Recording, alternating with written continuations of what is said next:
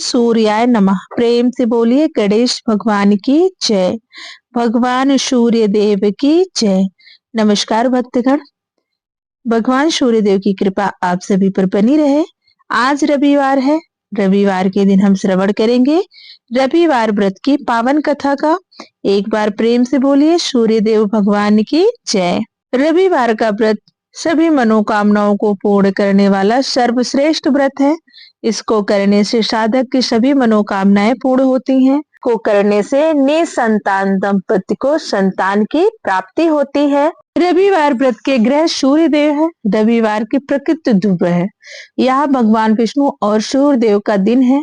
मान सम्मान, पद प्रतिष्ठा, अच्छा स्वास्थ्य एवं तेजस्विता पाने के लिए रविवार के दिन उपवास रखना चाहिए। और यदि सूर्य की स्थित कुंडली में अच्छी ना चल रही हो तो रविवार का व्रत करने से सूर्य की स्थिति में सुधार आता है। तो आइए मन में भगवान सूर्य देव, भगवान विष्णु का स्मरण करते हुए श्रवण करते हैं रविवार व्रत की पावन कथा का। एक बार प्रेम से बोलिए भगवान सूर्य देव की जय।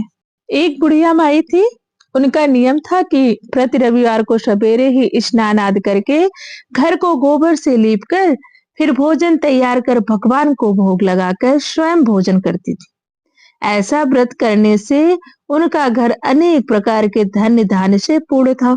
श्री हरि की कृपा से घर में किसी प्रकार का विघ्न या दुख नहीं था। सब प्रकार से घर में आनंद रहता था। इस तरह कुछ दिन बीत जाने पर उनकी एक पड़ोसन, जिसके गौ का गोबर बुढ़िया माई लाया करती थी, विचार करने लगी कि यह वृद्धा सर्वदा मेरी गौ का गोबर ले जाती है, इसलिए अपनी गौ को घर के भीतर बांधने लगी।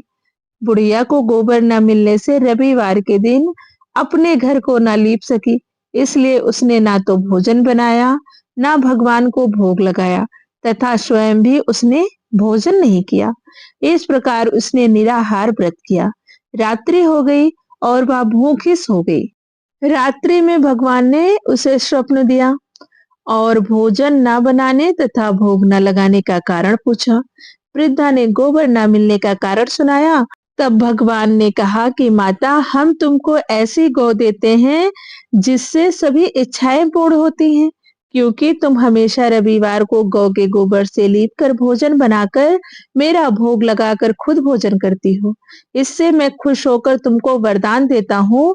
निर्धन को धन और बांझ स्त्रियों को पुत्र देकर दुखों को दूर करता हूँ तथा अंत समय में मोक्ष देता हूँ। स्वप्न में ऐसा वरदान देकर भगवान तो अंतर्ध्यान हो गए और वृद्धा की आंख खुली तो वह देखती है कि आंगन में एक अति सुंदर गौ और बछड़ा बंधे हुए हैं। वह गाय और बछड़े को देखकर अति प्रसन्न हुई और उसको घर के बाहर बांध दिया और वहीं खाने को चारा डाल दिया। जब उसकी पड़ोसन ने बुढ़िया माई के घर के बाहर एक अति सुंदर गौ और बछड़े को देखा तो द्वेष के कारण उसका हृदय जल उठा और उसने देखा कि गाय ने सोने का गोबर किया है, तो वह उस गाय के गोबर को ले गई और अपनी गाय का गोबर उसकी जगह रख गई। वह नित्य प्रति ऐसा ही करती थी और सीधी सादी बुढ़िया माई को इस बात की खबर ही नहीं थी। तब सर्वव्यापी ईश्वर ने सोचा कि चालाक पड़ोसन के कर्म से बुढ़िया ठगी जा रही है, तो ईश्वर ने संध्या के समय अपनी माया से जोर की आंधी चला दी। बुढ़िया ने आंधी के भय से अपनी गौ को भीतर बांध लिया। प्रातः काल जब वृद्धा ने देखा कि गौ ने सोने का गोबर दिया है तो उसके आश्चर्य की सीमा न रही और वह प्रतिदिन गौ को घर के भीतर बांधने लगी। उधर पड़ोसन ने देखा कि बुढ़िया गौ को घर के भीतर बांधने लगी है और उसका सोने का गोबर उठाने का दांव नहीं चलता, तो वह ईर्ष्या और डाह से जल उठी और कुछ उपाय न देखकर पड़ोसन ने उस देश के राजा की सभा में जाकर कहा, महाराज, मेरे पड़ोस में एक वृद्धा के पास ऐसी गौ है जो आप जैसे राजाओं के ही योग्य है। वह नित्य सोने का गोबर देती है। आप उस सोने से प्रजा का पालन करिए। वह वृद्धा इतने सोने का क्या करेगी? राजा ने यह बात सुनकर अपने दूतों को वृद्धा के घर से गौ लाने की आज्ञा दी। वृद्धा प्रातः ईश्वर का भोग लगाकर भोजन ग्रहण करने जा ही रही थी कि राजा के कर्मचारी गौ खोल कर ले गए। वृद्धा काफी रोई चिल्लाई, किंतु कर्मचारियों के समक्ष कोई क्या कहता। उस दिन वृद्धा गौ के वियोग में भोजन न खा सकी और रात भर रो रो कर ईश्वर से गौ को पुनः पाने के लिए प्रार्थना करती रही। उधर राजा गौ को देखकर बहुत प्रसन्न हुआ, लेकिन सुबह जैसे ही वह उठा, सारा महल गोबर से भरा दिखाई देने लगा। राजा यह देखकर घबरा गया। भगवान ने रात्रि में राजा को स्वप्न में कहा कि हे राजा, गाय वृद्धा को लौटाने से ही तेरा भला है। उसके रविवार के व्रत से प्रसन्न होकर मैंने उसे गाय दी थी। प्रातः होते ही राजा ने वृद्धा को बुलाकर बहुत से धन के साथ सम्मान सहित गौ बछड़ा लौटा दिया। उसकी पड़ोसिन को बुलाकर उचित दंड दिया। इतना करने के बाद राजा के महल से गंदगी दूर हुई। उसी दिन से राजा ने नगर वासियों को आदेश दिया कि राज्य की तथा अपनी समस्त मनोकामनाओं की पूर्ति के लिए रविवार का व्रत रखा करो। व्रत करने से प्रेम से बोले सूर्य देवता की जय। आइए अब श्रवण करते हैं सूर्य देव की आरती का। ओम जय सूर्य भगवान, जय हो दिनकर भगवान, जगत के नेत्र स्वरूपा, तुम हो त्रिगुण स्वरूपा, धरत सब ही तो ध्यान। ओम जय सूर्य भगवान। सारथी अरुण है प्रभु तुम, श्वेत कमल धारी, तुम चार भुजाधारी, अश्व हैं सात तुम्हारे, कोटि किरण पसारे, तुम हो देव महान। ओम जय सूर्य भगवान।